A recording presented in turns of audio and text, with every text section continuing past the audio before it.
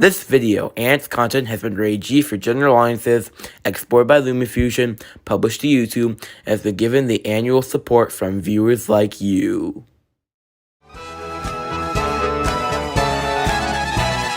Thomas the Tank Engine's rolling along. All of his friends will be coming along. Thomas, we love you. Thomas, we love you. Thomas, we love you.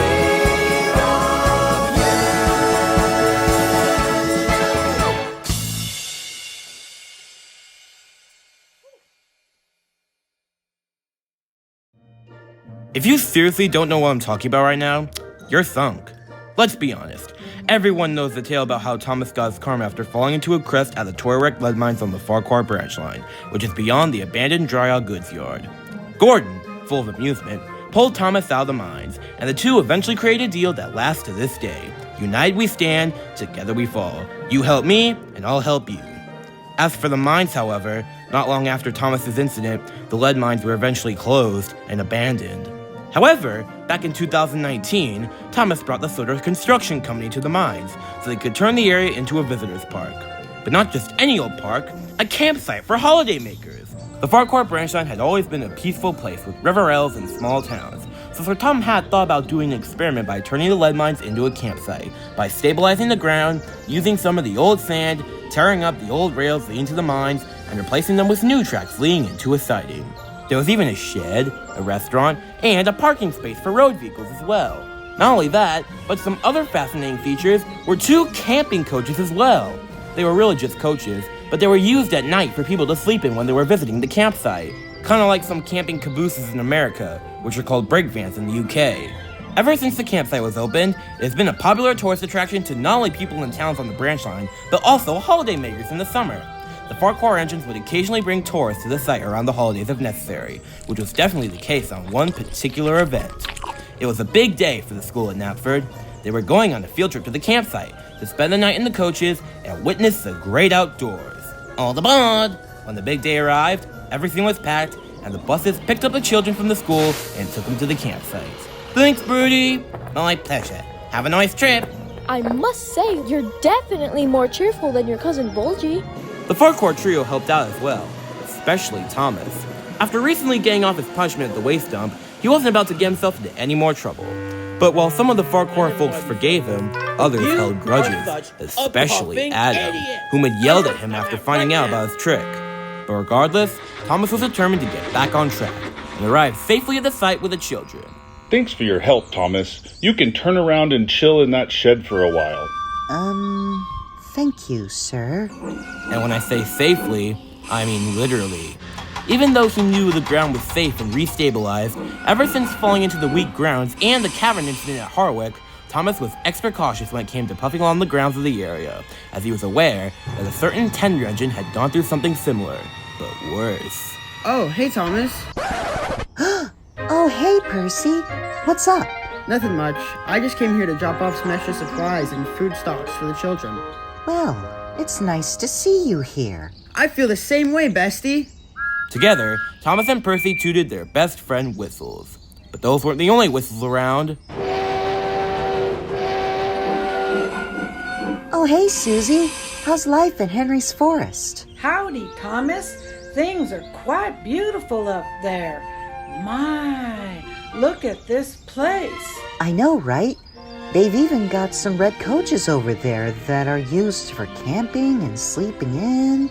Now that is what I call riding on the railroad in your sleep. My driver Calvin told me about some camping cabooses at a place called Ukiah in the U.S. Anyways, I come here to drop off a special guest from Misty Valley whom you may recall. And walking out of Susie's cab was the man himself. Cyril! It's so good to see you again. I haven't seen you since that fireworks show at Elfstead Castle in 2019. Long time no see. I remember saving you for getting hit by Toby over 20 years ago when the foghorn got destroyed. Yeah, I never liked that foghorn anyway. I'll leave you all to it then. See ya on your next local train to Vickerstown, Thomas. I was planning on getting old Barry to assist me, but he volunteers at the Cody Fair right now. Cody Fell? Never heard of that place before.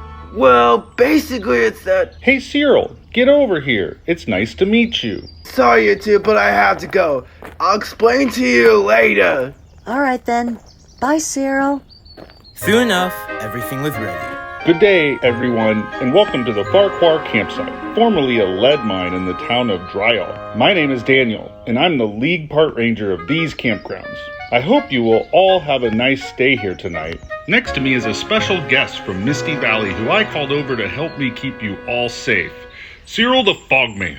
It's an absolute honor to be here, Daniel. Now then, here's what today is going to be for us. 2 very boring minutes later. After explaining the rules and schedule, the trip was on full swing. However, dark clouds were looming above, as well as a few strikes of lightning. Cinders and ashes! That was a big one! I think some kind of storm is coming. The lead camp ranger eventually walked up to them with bad news. The signal box at the junction leading towards Dryall Goods Yard has apparently been struck by lightning, and the points have jammed in the opposite direction. A big storm is coming tonight, and the power company isn't able to fix the points until tomorrow when the weather dies down.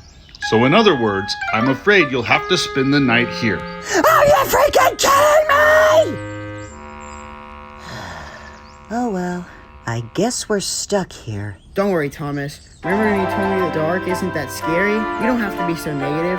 We can sit by a campfire and watch the children, or talk about current events. I guess you're right. Thanks, Percy. You're welcome. I just like returning the favor. Say, I wonder what the children are doing. Just then, the two engines heard some hissing noises. Is the rain here already? Oh, wait, you know what that is? Using the loo on a bush while camping. Ugh, that's disgusting. Yeah, other than that, the children were hanging out with their friends and homies, napping in the coaches, and looking up some things on the internet. God dang it, the service here sucks! Or, at least trying to. But it wasn't just children that were on the trip. Some of the kids were the troublesome type of age, between children and adults. Teenagers. Hey Claire! Yes, Brandon? You see that cudge over there?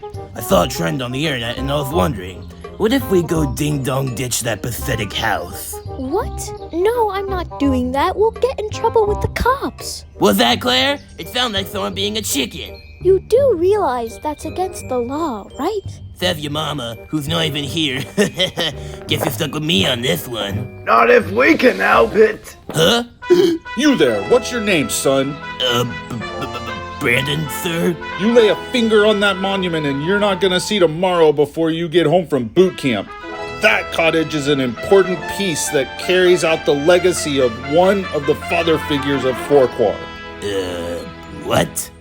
The camp ranger stared at the students, then looked at the cottage, and then looked back again. Anyone ever heard the legend of Mr. Volley? Who's Mr. Volley? Here, let's rally up everyone else so I can explain to all of you. And once the children had gathered around, the park ranger explained the story of Mr. Kevin Volley. Kevin Volley was born in Farquhar in 1903 and joined the Northwestern Railway as a lad at Knapford in 1915 at the age of 12, or junior porter as they're called in the US. He was promoted to an actual porter there in 1921 and became a booking clerk at Elthbridge in 1927. He was appointed station master at Farquhar in 1936, Knapford in 1956, and Cronk in 1960. But his most favorite and longest job was being a station master at the main station in his hometown, Farquhar. He was very beloved by the townspeople, as well as Glenn, before he was withdrawn, and the three engines, Thomas, Percy, and Toby. He eventually retired from service on the railway at the age of 65 in 1968, and went on to live near the abandoned lead mines as a sprightly old gentleman with a fond reminiscence about the early days on the Farquhar branch line. The cottage that everyone was staring at now was the one that Kevin Volley had moved into after his retirement, to live by himself in deserted peace, since the mines had closed. 2 decades later in 1987, according to Wilbur Audrey, Kevin was claimed to be the oldest surviving Northwestern Railway employee, and then was taken from the world the following year due to his age catching up and leading him to his grave. Huh. Sounds like this Kevin guy was pretty busy during his life. He was, but he also took his job seriously. Legend has it, whenever people don't respect him after his death, he comes out as a deadly spirit to haunt those who trigger the powers of the true boss he is. That's a bunch of bull junk. Kevin might once existed, but there's no such thing as a dumb evil spirit. Just be careful, Brandon. You might be eating those woods for your last meal. Whatever, I'm off to see my homies. Thomas and Percy just remained respectfully silent. However, they forgot to be sad all day, as there were fun activities to do for the children. The entire group, Cyril and Daniel, were playing board games, sitting around the campfire, and telling each other scary stories. They even ate in the restaurant nearby. Eventually, darkness fell, and everyone had gone off for a hike along the cliffside, leaving the two engines in the shed, just as the first couple raindrops fell, making it nearly impossible to doze off. Psst, Thomas. What is it, Percy? I'm kind of scared. My driver told me about some events in California last winter with people passing away in floods and a beach getting destroyed near a place called Santa Cruz Boardwalk. Is that what's happening here? Don't be silly, Percy. We've had millions of storms like these in the past. I don't think anyone's meeting their doom tonight. You're safe here with me. I guess so, but... Shush! I'm trying to fall asleep. Good night, Percy. Who's there? But the rain was much too loud for the anonymous person to hear him. The footsteps kept getting louder and louder.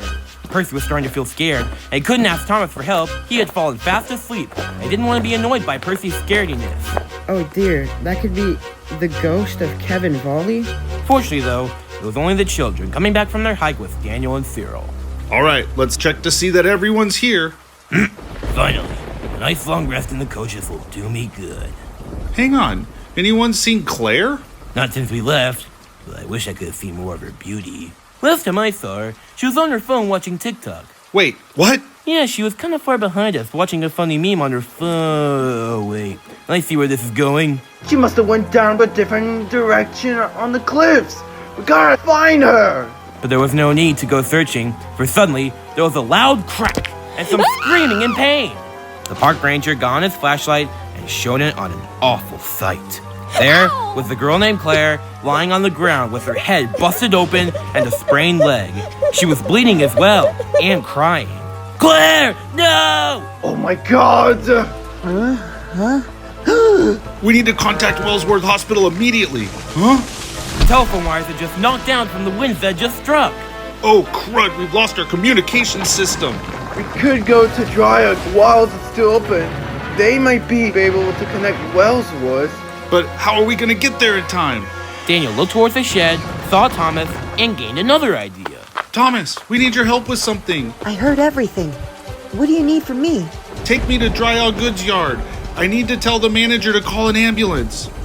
I don't know. What about Percy? It'll take too long to operate the turntable for Percy in this weather. There's no time to lose. We need to get there now. All right. Hop into my cab. Cyril, you keep her calm until the ambulance arrives. Certainly. Good luck, Thomas. Thomas quickly rushed into Dry All Goods Yard as fast as he could. The camp ranger quickly ran over to the yard manager, who was able to call for help. Just remain calm. I'm sorry for messing with you earlier. Just please survive!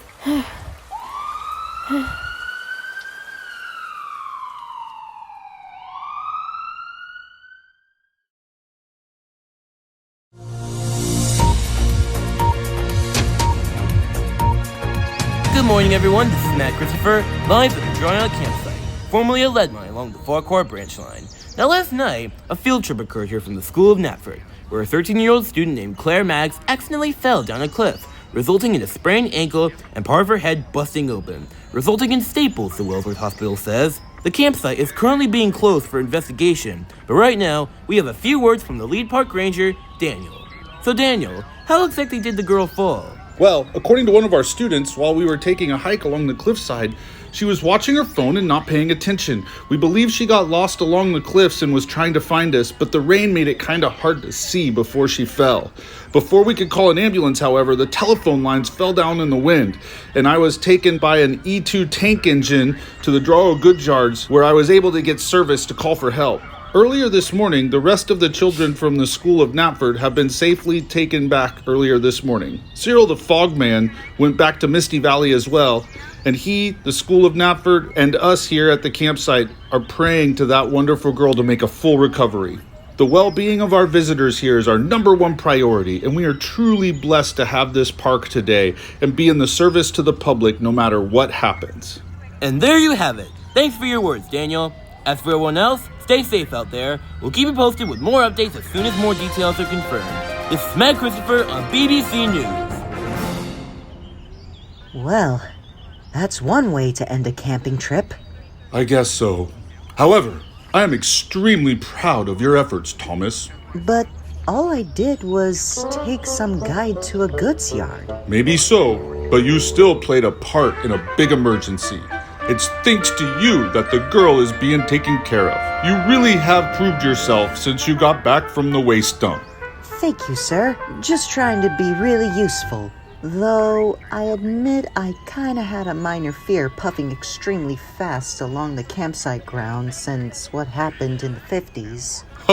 Well, you did very well in an emergency regardless, and I'm glad the incident wasn't any more severe.